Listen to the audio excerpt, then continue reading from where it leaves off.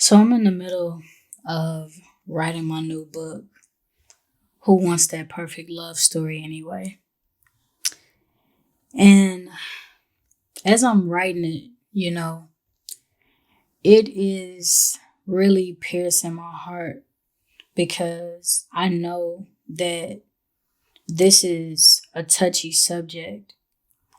And it's a touchy subject for various reasons. And honestly, one of the reasons being some of us have no idea what we're doing in relationships. We just know that we want one. Like, man, when I sit and think about just my love story personally, and, just some of the things that I'm putting in the book in regards to my love story, it has not been sexy. Like, literally, the first relationship I was ever in, I got into the relationship because this girl liked me real heavy. And I was just like, why not? And, it's crazy to like say that out loud now, but when I was in high school, I wasn't thinking about love and, is this person compatible?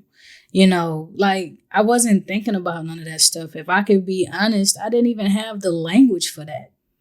I didn't know anything about compatibility, And so what I started realizing, as I sit and I just think back to just how this all started and when it all started,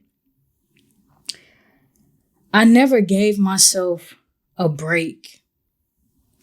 And I'm not talking about the type of break where it's like, okay, well, I've been hurt by so many, relationships and I've experienced heartache. So I'm just not going to date nobody else. Like I'm going to just give up on love.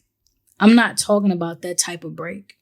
I'm talking about the type of break that you take when you actually pause and you think about who you are. What values matter to you? What do you want from a relationship? What do you want from your person? What do you want from yourself? You know what I'm saying? Like when you think about the type of relationships that you want, who do you want to be? How do you want to show up? What type of love do you want to give? You know what I'm saying? And it was just like for me, I literally had relationship after relationship, taking drama or trauma into the next experience. Just thinking at some point it'll all sort itself out. And to be honest, it never did. Like, if I could be real, it just seems like the relationships got not necessarily worse, but I just became more drained, And it got to a point where by the time I started having more healthier relationships, I hardly had anything to give. Like, talk about being emotionally unavailable for real. And it's because I exerted so much effort and energy in previous situations that I knew didn't serve me. But for whatever reason, I kept holding on. And, as I'm writing this book, it's just making me, think about just the various conversations that I've had with a lot of different people in regards to love and relationship and life. And, I always tell people that, before you can love anybody wholeheartedly, you gotta love yourself wholeheartedly. You know what I'm saying? Like self-love, we talk about it and it kind of comes off like a cliche, but nobody really actually talks about the depths of self-love. Like, I think the thing about self-love, like if I could just be honest, I think the journey of self-love is important because at some point you get to meet God. You know what I'm saying? Like at some point you begin to see yourself and value yourself the way he values you. Like when, we've heard the scripture where it's like, oh, God created us into a masterpiece. How many of us really believe and think that we're a masterpiece? Like, I'm talking about for real. Like, I know some of us feel like, oh yeah, like I'm her, I'm him. And it's like, but nah, for real, like when you take away all the accolades, when you take away all the networking and the relationships and the skill sets, like when you remove all of that stuff and you just think about who you are as an individual, how you show up in this world, how do you treat other people, how do you treat yourself? Like, do you actually think of yourself as a masterpiece? I don't know about y'all, but man, I know I didn't think of myself as a masterpiece for a long time. Like, I couldn't even see myself being a masterpiece. Like, me, a masterpiece?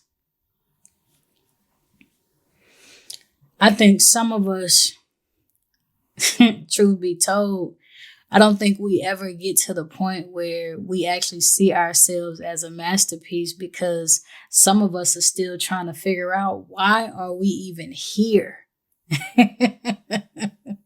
You know what I'm saying? Like, why do I even exist?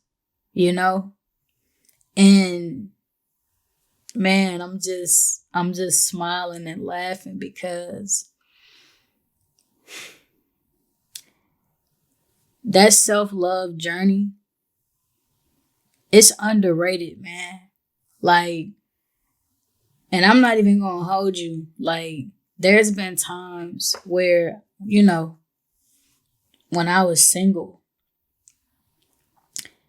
the first thing I'm ready to do is jump into another relationship because I feel like, okay, I've sat down for a minute. I've thought about, where I could have shown up better. I could have done better. And I'm the type of person, like, once I learn a lesson, I'm ready to apply it. You know what I'm saying? So it's like, all right, boom. So, let's keep living. Let's keep learning. And let's go on to the next experience so we can take everything that we learned and implement it here, right? But the thing about that is you have that experience and the person is different. So now you kind of dealing with a brand new set of situations and different things that you got to navigate through and all of that. And so, it becomes a blurb at some point. You know what I'm saying?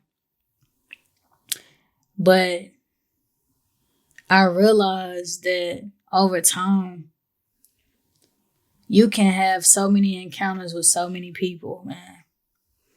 You can love them as much as you can, right? But the quality of that pour, it'll never be as good as it can be because you haven't taken that time out for self. And some of us don't want to sit with ourselves because then we got to deal with the real issues. You know what I'm saying? We then got to do the real work, which is the inner work. Y'all, as I've spent time with myself, it has been some of the most uncomfortable conversations that I've had to have with me and God. Like, I've had to identify, where are my toxic traits? When I get bored, what do I do? What do I go to? When I feel belittled, what do I do? What do I go to? When I feel tested, what do I do? What do I go to? Like, who do I go to? Man,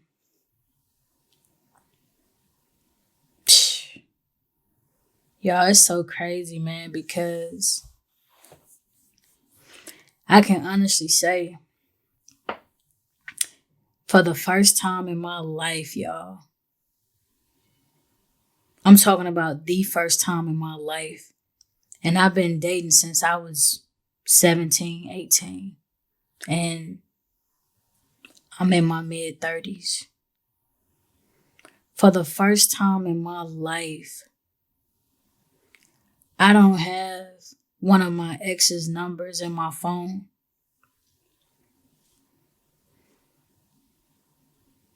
I know that sound crazy.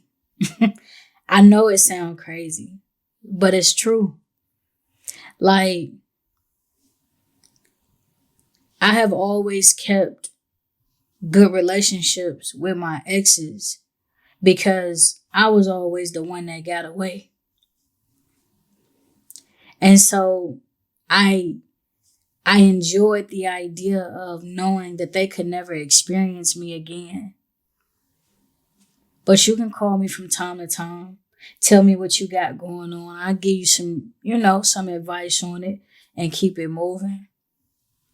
Thinking that that was giving me the upper hand in a way, but what it was really doing, it was scratching that wound that I still had about not being chosen as a kid. Like, it's like, okay, we broke up.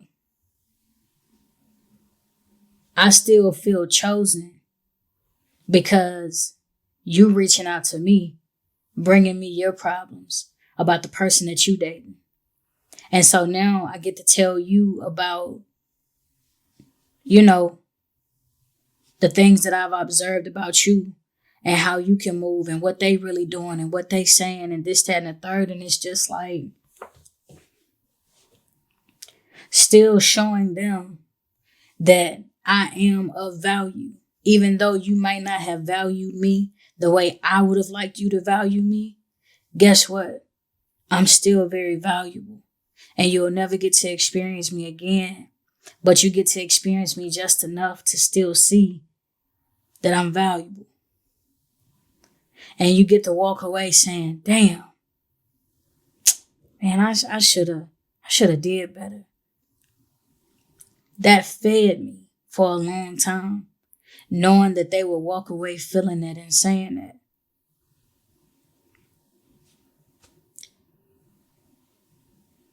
But when I think about it really feeding me, I was allowing the attachment, the hurt, the baggage, the trauma from the experience to linger in my mind and in my heart. Not even knowing that it was plaguing me in some type of way of my life. It took me to go through some really healthy experiences with some beautiful ladies, some of my best relationships. And I recognized that I was numb. I couldn't even show up the way I know I would normally do because I was so drained. I didn't have the willpower. I didn't even have the desire. I was struggling in areas that didn't even make sense because I am a hopeless romantic. And so I didn't even recognize how those ties was still weighing me down.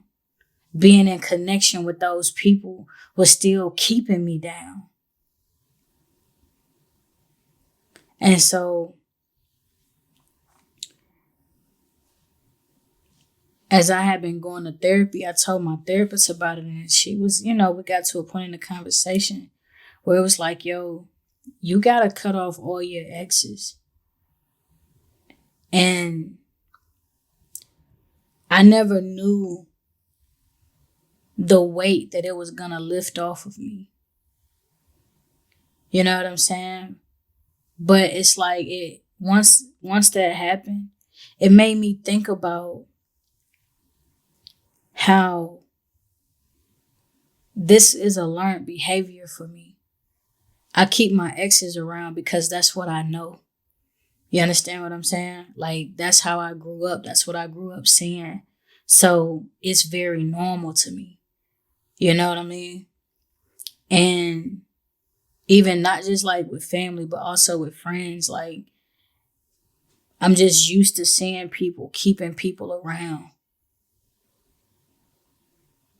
Never letting anybody go. Like, we family for life. You understand? And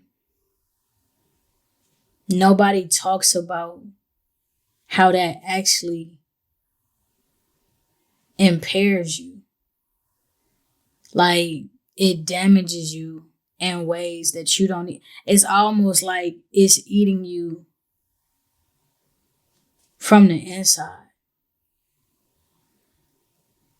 But can't nobody see it until you get around people who are healed, people who are more emotionally available, emotionally intelligent.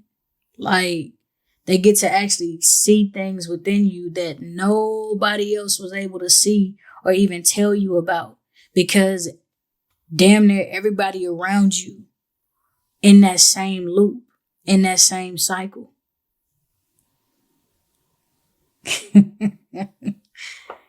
Man, it's so crazy, man. Like, when I think about this book, man, I'm really just like, it's going to be such a game changer, because it's going to be one of those books where it's like, yo, I'm asking all of us to pause. Think about the connections that we're in, whether it be friends, romantic, even the relationship you have with yourself. Like, I want you to sit and think about all of this. And, it's going to really help you dial in and be sure that you are giving yourself the best of you so that others may experience the best of you. And the only way you're going to experience the best of you is if you get healthy, man. Really dig down and deal with the things that make you feel insecure. Things that you sit up and think about at night. Like, somebody used to ask me, why do I have intentional time so much? And I was just like, I don't have anybody else to give this stuff to. Like, I gotta have a conversation with God about it, because that's where I feel the safest.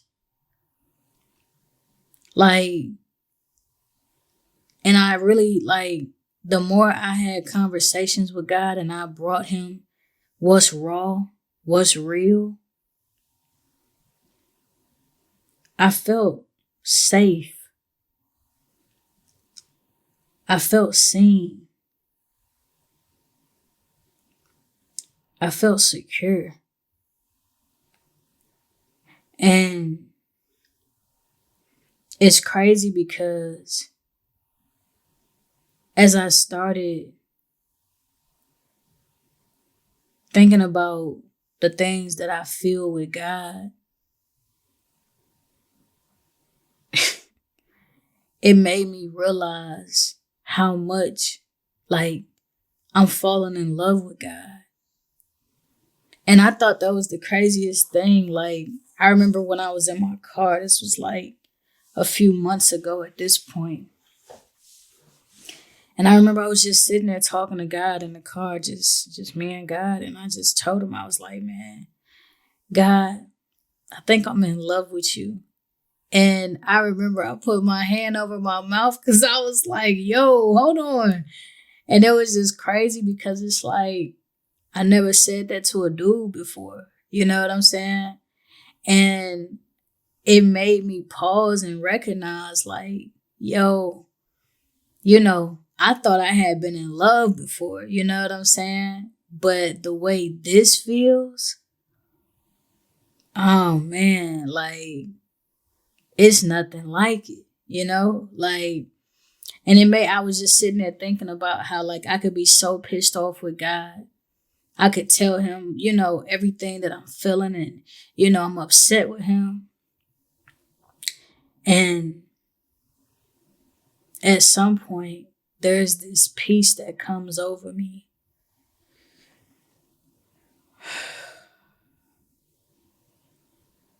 Where I get to just breathe again.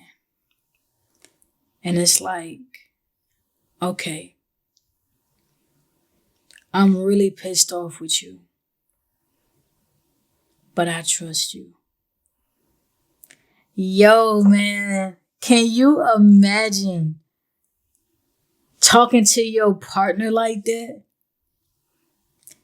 Babe, I do not agree with what you did. I'm so pissed off with you right now. Oof, and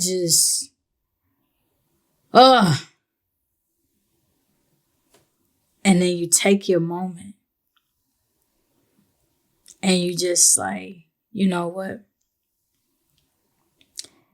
I don't like this, but I'm still here. I'm still choosing you. Do you know, do you know what that feels like? Like, man, I'm feeling it right now. Like, cause I'm telling y'all, I have real conversations with God. Like, I be cussing, I be fussing. Like, I bring him whatever I am carrying because he told me that I did not have to carry it by myself. So even when I try to carry it by myself, it gets too heavy and it gets to a point I gotta give it to him because if I don't, this is going to break me down. Can you imagine having a partner that will help carry the load with you and for you? Oh my God, this is so good.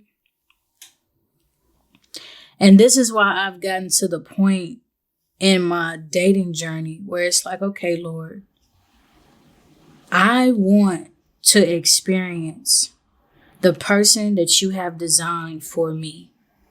That's who I want. That's who I want to marry. That's what I want my relationship to be. Like, I want that person. Because if I'm coming from that angle where it's like, I'm asking you for the person that you designed for me, that means that this person is going to be able to handle all of me and everything that I come with. And I'm not going to have to walk on eggshells. And I'm not going to have to pretend to be somebody that I'm not. I can literally show up as myself. Even on my worst days, they'll still be able to handle me. Ooh, yo. That's a different type of love right there. You feel me? And that's why it's just so important for us to get honest with ourselves. Is the person that you're dating, the person that you're married to, the person that you're spending time with, is this person calming your nervous system?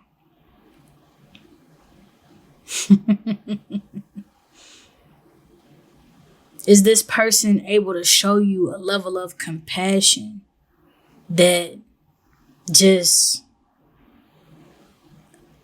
man, what? Is almost God in human form? Do you understand what I'm saying? Now, still having the understanding of this is not God, right? Like, I'm not saying that they replace God. We're not doing that at all. But it's like,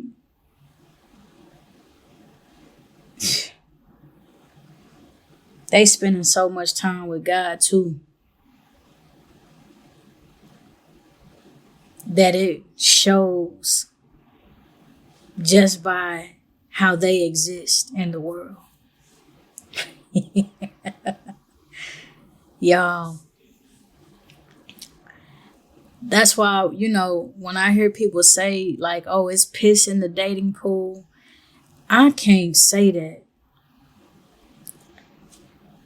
Man, because the pool that I'm in, God touching that. You hear me? God supplying that. God providing that. And it ain't no piss in there. I can guarantee you, it ain't no piss in the water. But this is why I say, spend time with yourself. Spend time with God. Really think about who you are. Who do you want to be? What do you want your person to be like? See, when I think about my person, and some of y'all don't know this about me, but I love romantic movies. I love Hallmark movies. I love a good love story. Like, I do. And some people be like, man, that's a fairy tale. It don't happen like that. But what if it could? What if it does? What if it does happen like that? We just aren't patient enough to see it through.